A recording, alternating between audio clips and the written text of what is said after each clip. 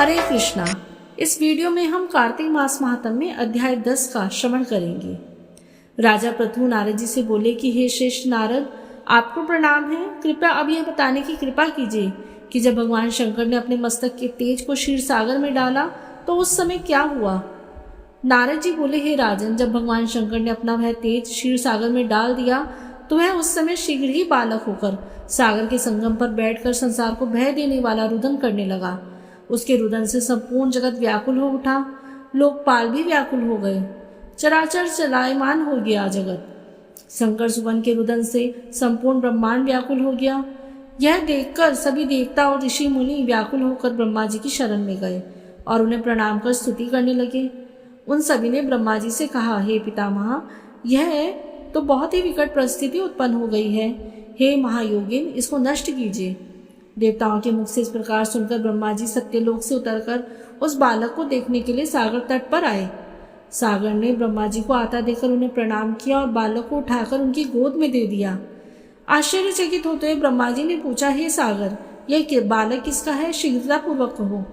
सागर विनम्रतापूर्वक बोला, प्रभु, यह तो मुझे ज्ञात नहीं, परंतु इतना अवश्य जानता हूँ कि यह गंगा सागर के संगम पर प्रकट हुआ।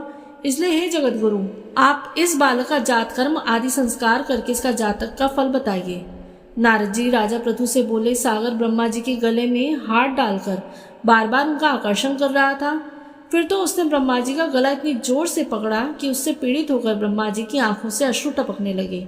ब्रह्मा जी ने अपने दोनों हाथों का जोर लगाकर किसी प्रकार सागर से अपना गला छुड़वाया और सागर से कहा, हे सागर, सुनो, मैं तुम्हारे इस पुत्र का जातक फल कहता हूँ। मेरे नेत्रों से यह जो जल निकला है, इस कारण इसका नाम जलंधर होगा। उत्पन्न होते ही यह तरुणावस्था को प्राप्त हो गया है, इसीलिए यह सब शास्त्रों में पारगामी, महापराक्रमी, महावीर, बलशाली, महायोद्धा और रण में विजय प्राप्त करने वाला होगा। यह बालक सभी दैत्यों का अधिपति होगा। यह किसी से भी पराजित नहीं होने वाला तथा भगवान विष्णु को भी जीतने वाला होगा। भगवान शंकर को छोड़कर यह सबसे अवध्य होगा। जहाँ से इसकी उत्पत्ति हुई है वहीं यहीं जाएगा। इसकी पत्नी बड़ी पतिव्रता, सौभाग्यशालिनी, सर्वांग सुंदरी, परम मनोहर, मधुर वाणी बोलने वाली तथा शीलवान होगी। सागर से इस प्रकार कहकर ब्रह्मा जी ने शुक्राचार्य को बुलवाया और उनके हाथों में बालक का राज्याभिषेक कराकर स्वयं अंतर्ध्यान हो गए। बालक को देखकर सागर की प्रसन्नता की सीमा नहीं रही। वह हर्षित मन से घर आया। फिर सागर में उस बालक का लालन पालन करके पुष्ट किया। फिर कालनेमी नामक असुर को बुलाकर वृंदा नामक कन्या से विधि पूर्वक उसका विवाह करा दिया। उस विवाह में बड़ा उत्सव हुआ।